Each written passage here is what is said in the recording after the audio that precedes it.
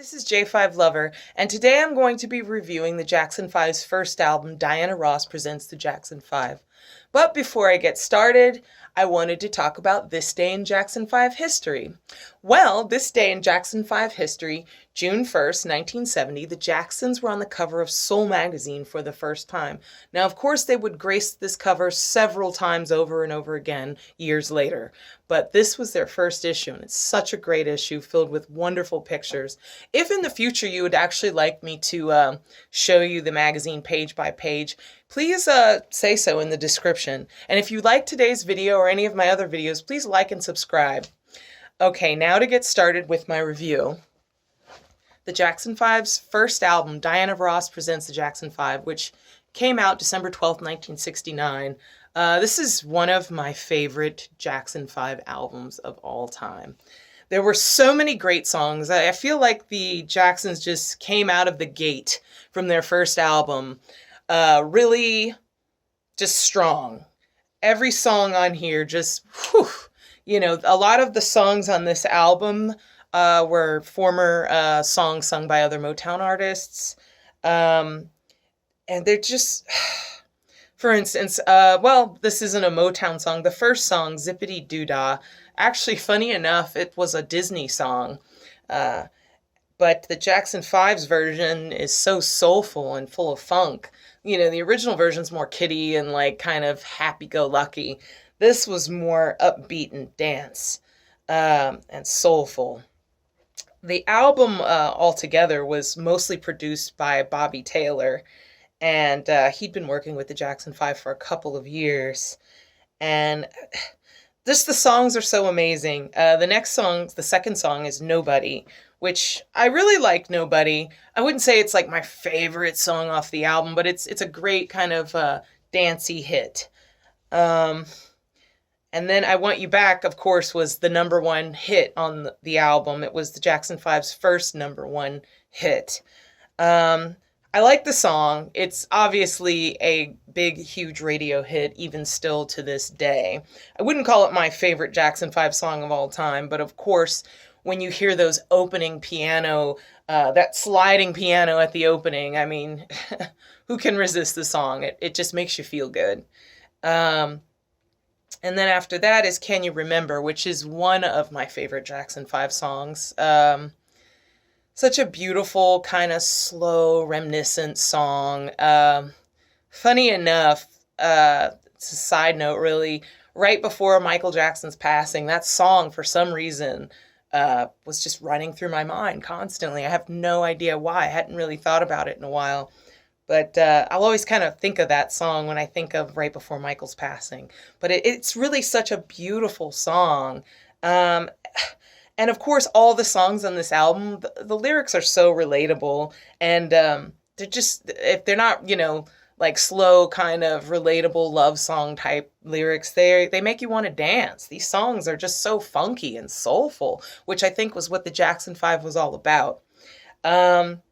Standing in the Shadows of Love, that was interesting too. The Four Tops originally sang the song, and I love the Four Tops version. I'm a huge Motown fan in general, so I love all the groups at Motown. But the Jackson 5 really just put like a new spin on the song. And what I really like about this album, which I think became rarer later on in the Jackson 5's career, is the fact that on all the songs, the whole group really participates. It's really a group effort, this album. Each song, everybody kind of has their little piece, their little part. It isn't just Michael Jackson singing and everyone else is his background singers.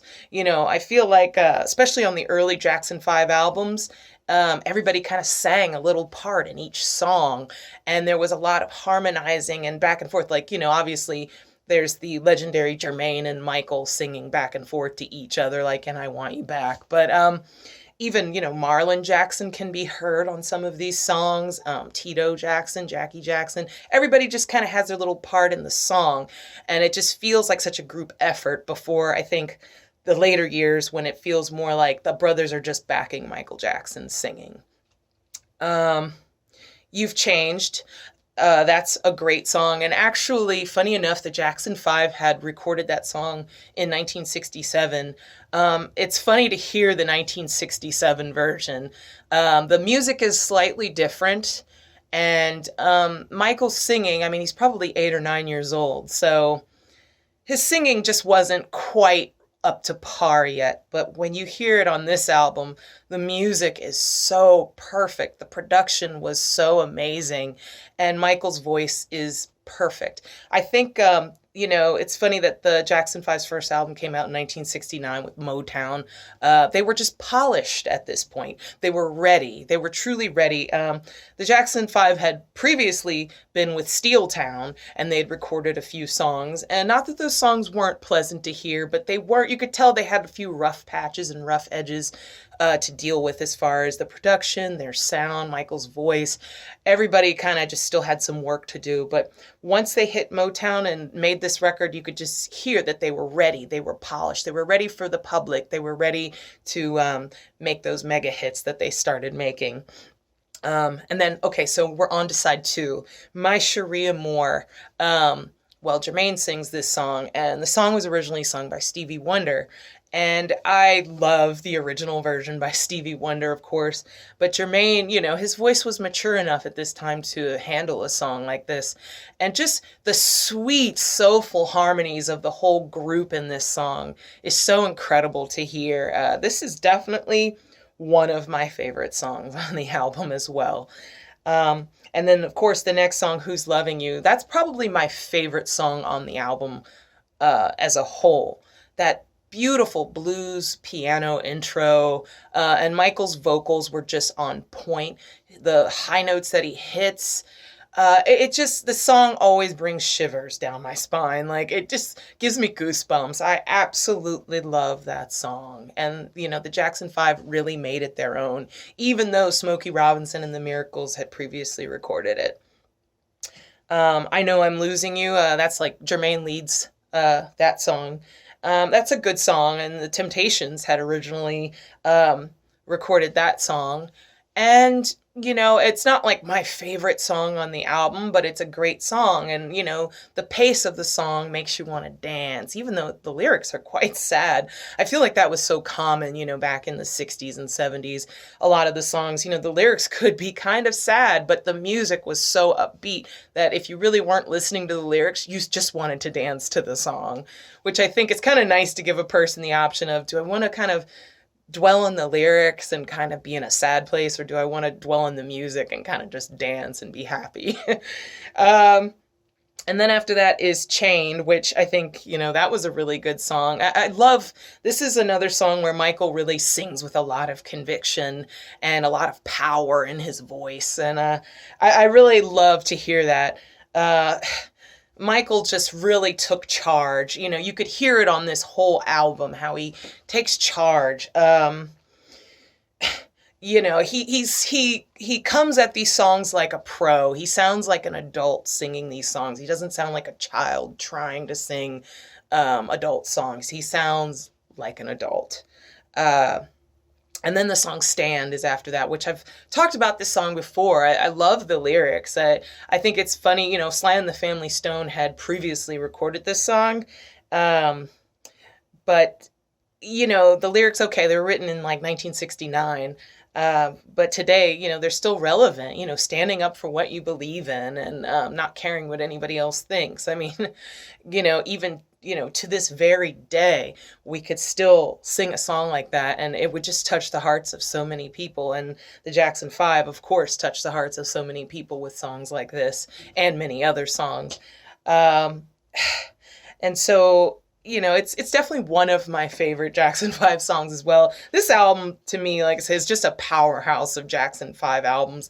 It was a really great starting album for them.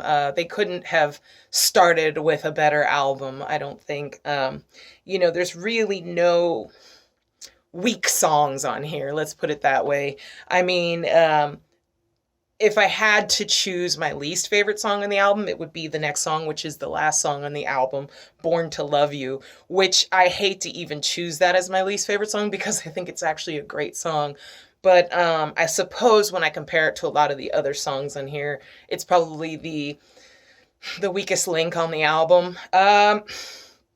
It's a soft, kind of slow song, and it doesn't necessarily grab you right away, but it's catchy, you know. It's interesting to me because in the song, the vocals are Michael and Marlon, and I don't know if everybody has always caught that when you hear it, because Marlon's vocals were kind of a soft version of Jermaine's vocals, so I could see how someone could easily think Jermaine was singing with Michael in this, but it's actually Marlon's vocals. I like the song, like I said, but Who's Loving You is probably the most powerful song on the album for me, and of course, I Want You Back was the #1 hit. Also, interesting enough about this album, it was #1 on the soul charts for 9 weeks, which is insane, you know. But they, you know, like I said, the Jackson 5 really came out of the gate just on top with this album, and it was really a prelude to what great things they were going to do in the future. And then at the bottom of the album is a dedication by Diana Ross herself. It's a huge paragraph, but summing up what she was saying is that she really liked the Jackson 5 because of their honesty, and you know, there was no cover-ups. You know, they were just, what you see is what you get. And of course, the album alludes to the fact that Diana Ross discovered the Jackson 5, but interestingly enough, she didn't. Bobby Taylor is always kind of attributed to having discovered the Jackson 5, and he produced most of the songs on that album. And funny enough, too, I recently learned, actually, even before Bobby Taylor, Gladys Knight had heard the Jackson 5, and she tried to bring them to Motown's attention back in 1967. And, you know, sent Motown a recording and everything, but it was originally rejected. So I think they were always grateful to her for that. And this album, you know, there were other choices of songs that they could have put on the album.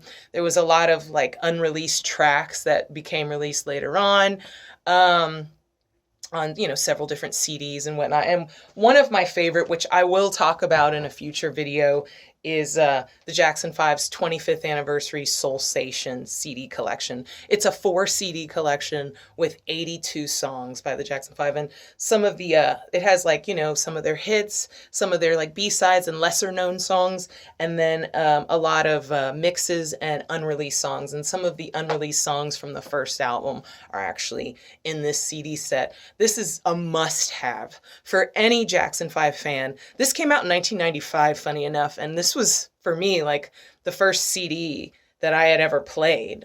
These were the first CDs. I'd never had CDs before that. I had cassettes and albums. So I think a year later, in 1996, they released the Jackson 5 Ultimate Collection, which pales in comparison to this. It's only 21 songs compared to 82 songs. And I think, you know, most people know about the Ultimate Collection because it was out on the market a little bit longer. I think probably 2000, 2001, you could still find the CD. But this kind of came and went very quickly. It wasn't on the shelves super long. One of the best releases by the Jackson 5. Okay, so, you know, if you really liked this video, once again, like and subscribe. And in the comments section, let me know what your favorite and least favorite songs on the Jackson 5's first album were.